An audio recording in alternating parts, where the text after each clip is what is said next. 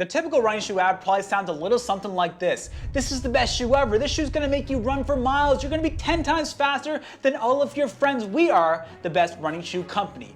But did I say you're the best running shoe company, Mr. TV ad? I see Phil Knight's head right down in the little corner there. No, I did not. And that's what we're gonna be doing in today's video, folks. We're gonna be talking about those terrible running shoe companies that I just cannot stand. When I see their shoes, I just wanna run the opposite way because it's so offensive. But then we're also gonna be crowning the favorite, my S tier running shoe companies. So sit back, relax, grab a cup of tea. Maple syrup runs through my veins because I am a Canadian, obviously. How else am I gonna run? Maple syrup pumping through these veins. Relax, folks. Let's get into the running shoe company tier list. So how I'm gonna base this on is my personal feeling. This is all my personal feeling, and I'd like you to put your tier list in the comment section down below as well. I think that'd be a lot of fun. But anyway, how I'm gonna decide what I consider the best running shoe company are a couple of things. Number one is I'm gonna look at the entire product line, from their daily trainers, their tempo shoes, their race day shoes. Is the entire product line a complete package? And whenever I try a shoe from any of those lines, do I enjoy them? Number two, we're gonna be looking at the durability of those shoes. And of course, number three, we have to consider the price points at what they're offering. So with those factors in mind, let's transform into the computer list, bring up the tier list, and let's get into this ranking system. So here we are with the tier list here. We have from S down to D, S being the creme de la creme, the best, D being, well, you're not getting any of my feet, okay? You can just back off from my feet. Anyway, so let's get into it here. Let's start off, might as well just go from the start of the list and let's make our way down. So starting off with Adidas here, I've tried the SL20, I've tried the Boston 10 for their daily trainers, I've tried the Primax for those like ultra plush long distance trainers, and I've also tried the Adios Pro 2. And what I will say is, I don't really like their daily trainers at all. So I don't really like that firmer feeling of the Light Strike. I really do enjoy though that Light Strike Pro, like the Primax, one of my favorite shoes of all time. The Adios Pro 2, a little bit firm for my liking, but still pretty good. But their price points, honestly, I don't find they're that bad. They're not unreasonable like the Adios Pro 2 is not overpriced. The Primax, 330 bucks for something like that. I'm talking Canadian dollars here. And their daily trainers, they're not super overpriced, but I just don't like them. But because I will probably choose their like creme de la creme racing lineups, I am gonna put them in the B tier because I don't feel that their daily trainers are that terrible. Like I'd wear them if I really had to. If I went on a trip and something and I forgot to bring anything but the SL20, I wouldn't be too mad to have to bring that shoe and wear it. Now Asics, now if you would have asked me this question last year to rank my running shoes, Asics probably would have been the C tier, but Asics is doing something so special with that Flight Foam Blast Plus, and Flight Foam Turbo. Those foam compounds are magical, and I can't wait to try any shoe that has Flight Foam Blast Plus. And the Glide Ride 3, folks, oh my God, that shoe looks amazing with that Flight Foam and Flight Foam Blast Plus combination. You know what? The worst thing about Flight Foam Blast and all these product names is I'm gonna get tongue twisted when I try to review them. So Asics, I'm just gonna have to call them like FFB Plus, and that's something I don't like. But the shoes themselves, the durability, the price points, Asics innovation with the Flight Foam, their Flight Foam Turbo and the Metaspeed Sky. Oh my gosh. The Glide Ride 2 was amazing. Glide Ride 3 looks amazing. The Gel Nimbus 24. Every shoe that I've tried in Asics in the last little bit here, the Gel Nimbus Light 2, I get excited about it. And any time I think about trying an Asics shoe, I get excited about it. Their price points, they're reasonable. Folks, Asics is my S tier choice. Asics, congratulations on making the S tier. I hope you continue innovating. Don't just think you're in the lead and sit back and relax. Keep on pushing because you guys have something special going on. Brooks and I, we used to have a really good relationship. Like we used to go on dinners, we used to have nice romantic times in the park. I took them on all of my best runs. I even ran all my PRs in the Brooks Adrenaline line. But folks, Brooks they don't excite me. With their DNA Flash and DNA whatever they're coming out with, maybe that's gonna change my mind. DNA Loft version 3, I don't know. But for right now, the Brooks shoes that I try are just so boring. The Hyperion Elite, one of my least favorite shoes of all time.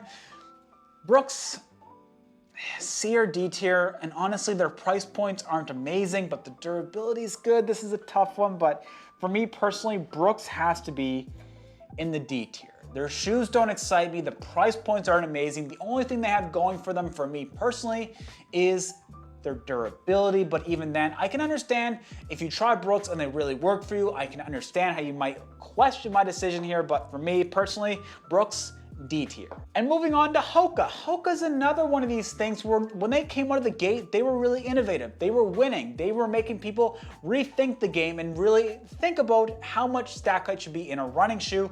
But honestly, their innovation has just not been there. They use the same EVA compound, like the Hoka Bondi X up there. Like, it's just, I was so excited for it, but all it is a normal foam with the carbon plate, and throwing carbon plate in normal foam doesn't make it very special in my opinion.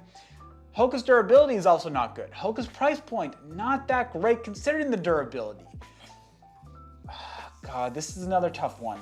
I can't put them in the B tier because they're definitely not on the same par as the Lightstrike Pro.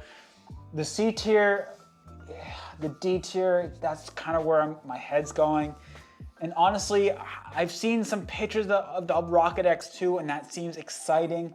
And the Mach is pretty good, so we're gonna have to go C tier, but Hoka, I really hope that you start to innovate with your foam compounds because that's what's holding you back. To be quite honest, your foam compound is what's holding you back. New Balance is another one of those companies where I didn't think that I'd really enjoy any of their shoes, but trying the New Balance Fuel Cell line of shoes was fantastic. But the reality is, for me personally, it doesn't really work because I have those weak non-elite ankles and the softer foams just, I mean, I'm just rolling all over the place and it doesn't work for me just yet. But what I'm seeing in their future lineup for this year looks super exciting. They're widening the landing platform just a little bit, and I think that's really gonna help me and people like me that need just a little bit of extra help with our ankle stability. So, New Balance shoes that I've tried, I really love the Fresh Feel More version 3, one of my favorite Easy Day shoes of all time. So it's gonna go B tier because I do think that fuel cell compound is on par with the Lightstrike Pro for me personally.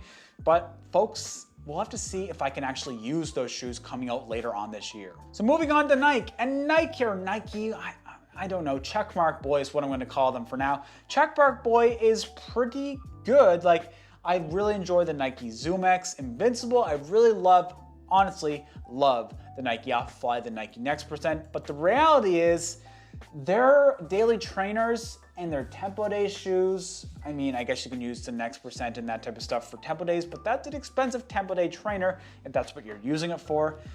Just is not there for me personally. I don't really find the Pegasus line to be very inspiring. People have said like the Vomero line is super great, and I haven't tried it, so I can't really speak about them, but for me personally, the Nike daily trainers just aren't there. But again, that Nike Zoom X is so good that I have to put them in the A tier, just because if they start to integrate the Zoom X foam, and I'm really looking forward to the Nike Zoom X Invincible 2 and the Zoom Fly 5 that looks like it's gonna be great coming out the Alphafly.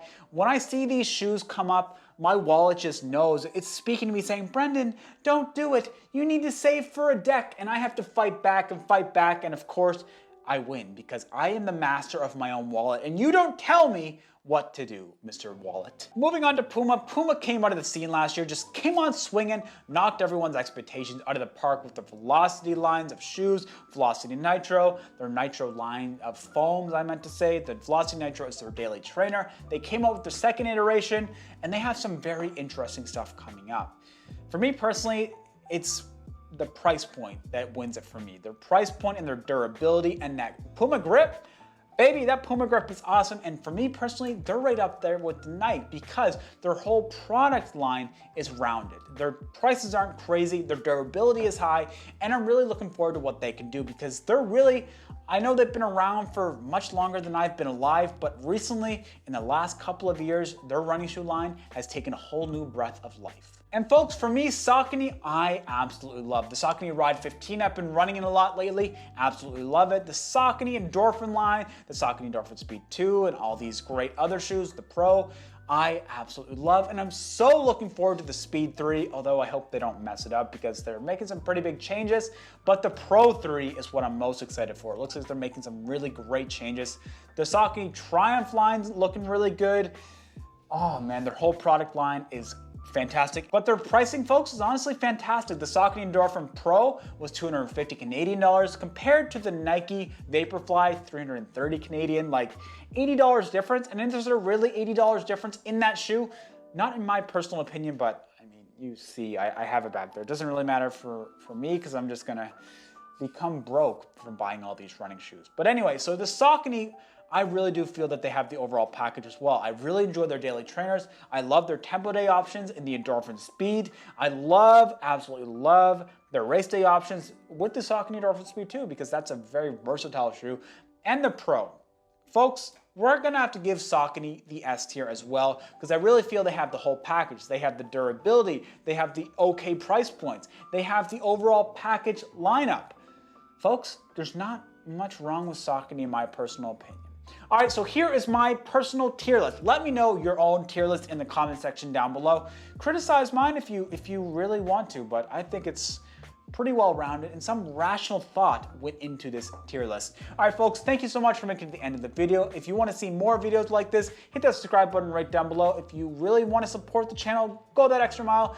Give us super thanks down in the comment section down below. And I'm going to leave a review to the Saucony Endorphin Ride 15 right up here. Make sure you watch that next if you're interested in hearing more about Saucony shoes, and I will see you on the next one.